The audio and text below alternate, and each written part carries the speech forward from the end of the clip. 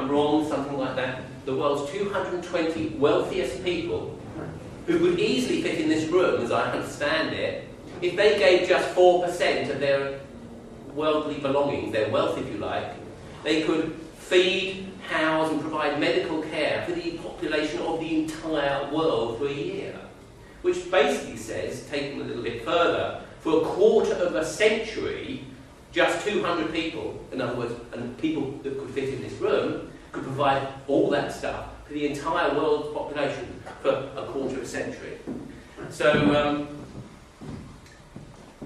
it speaks for itself, really. I didn't tell you much about another picture, but I suppose the picture you just saw was a picture of the pile of polar bears with the explorer on the top. I don't know how to reverse this, and I'm not going to now. But it's a kind of sign of this sort of very selfish stuff that's sort of crept into society now, where people go and do these huge things for their own egos. They think nothing about sort of flying into the Arctic to climb a mountain and say how wonderful they are. I have to say I'm guilty of that, and you'll see some pictures early on. But I mean, last year, in September 23rd last year, the first man to climb Everest and stand on the summit of Everest naked happened. And then you do wonder where this is all going to go. And I tend to have a bit of a pop occasionally with these so-called explorers, because there aren't any explorers anymore. We all know where everything is. I mean, the Canadians look at the Brits and think we're balmy going out to some of these places, trying to do all this stuff. Some of the things I do involve talking to schools.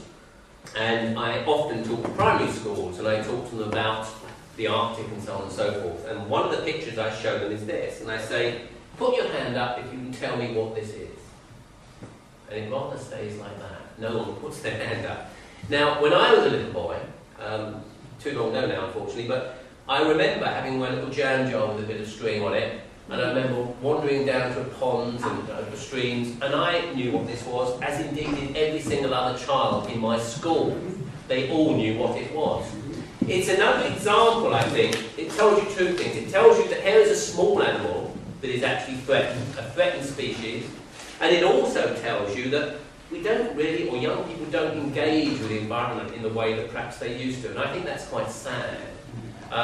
Most young people, and I'm not going to go to young people here, because the whole drive of what the Arctic Voice thing about is because I'm so worried about young people. I mean, I wake up every day terrified about my daughter's future, and these things concern me immensely. But it is a shame when, engaging with the outside world happens through a screen now, and everyone's sort of staring at screens. I got the train back from London the other day, and every single room in the house is, I looked at, that thing when you look out train windows, you're peering at people's rooms all, and I'm not a void or anything, it's just, I just tend to do that, Almost all of them were kind of looking at these screens, almost every room you look in, there's someone doing this, I just think it's such a shame. And I think I feel more of that, because I have been fortunate enough to go to the Arctic, and I see the world as something just so beautiful and so fantastic, and it seems such a shame that we're in this very rocky time now of so-called climate change. Incidentally, I personally feel that climate change is a symptom of the way we live. It is a huge thing, and it's worrying in as much as, we've got to do something about it, we know that, but it is a symptom.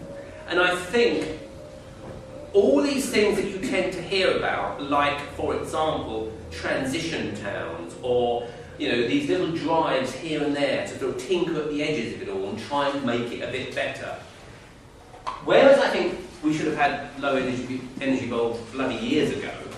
I remember when I was at college years ago doing an article on low energy bulbs, and I remember writing in that article, and this was 27 years ago, I remember writing that these things aren't made because they don't make a profit on them, because they last too long. So that was the sort of thoughts I had then, but we're only just starting to sort of use them now. These are all good things, but climate change, like war, like starvation, and like all the other things that you can think of going on in the world at the moment that are bad, it's just they're all symptoms of one big problem in my view.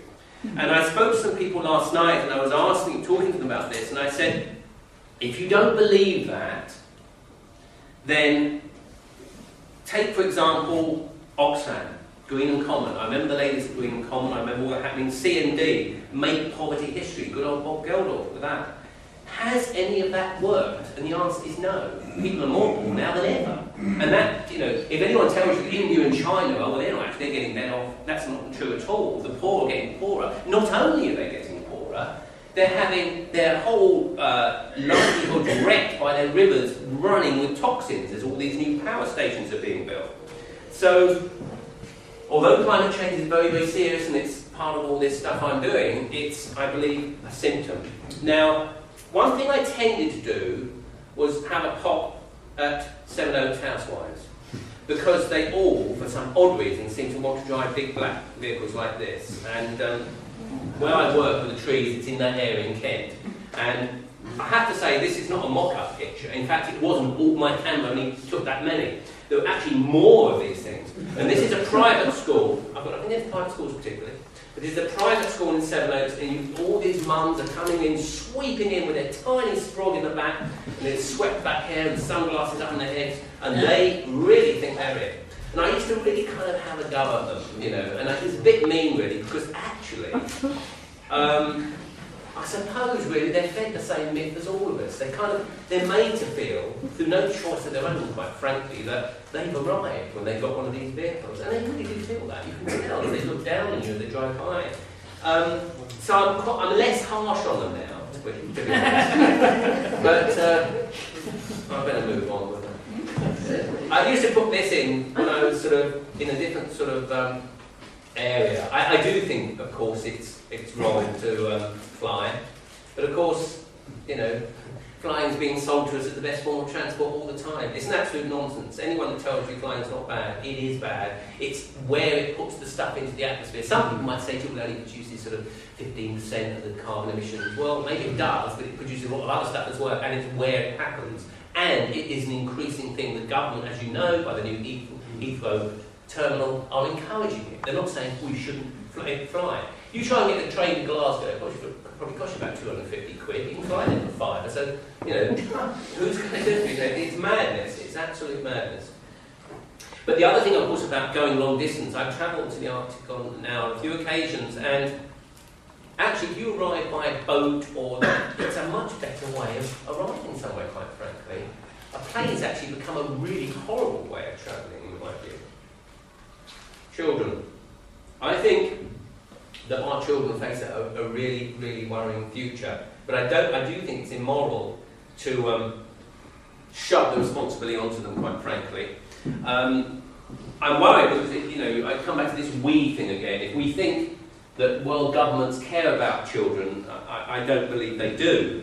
Last week I read that sort of 20,000 men, women and children were kicked out of part of South Africa so that Anglo-American could move in and mine the area. 20,000 happens to be the population of Sevenoaks.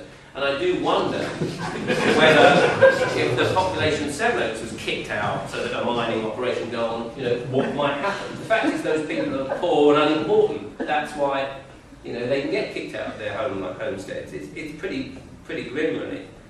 I'm nothing against people in Sevenoaks.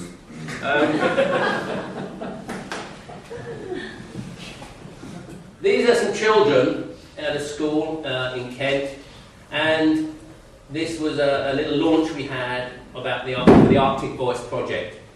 And I have to say, seeing these children brought tears to my eyes, because there's an age where children engage, they don't have all this sort of baggage that older people tend to have.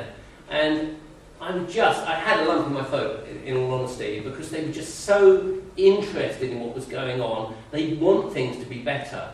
And you feel sorry for them because they are just swept into this huge thing that is, commerce and profit-driven sales and everything else. And it's so terribly sad. I mean, even at that age, there's product placement. You can't go anywhere without children being sold, sugar and rubbish that's going to make them addicted to it. And they can't get away from it. I mean, some of them, their parents even encourage it, buy these happy meals from McDonald's, I don't know what's so happy about that sort of diabetes and all that stuff, but I mean, they must find something.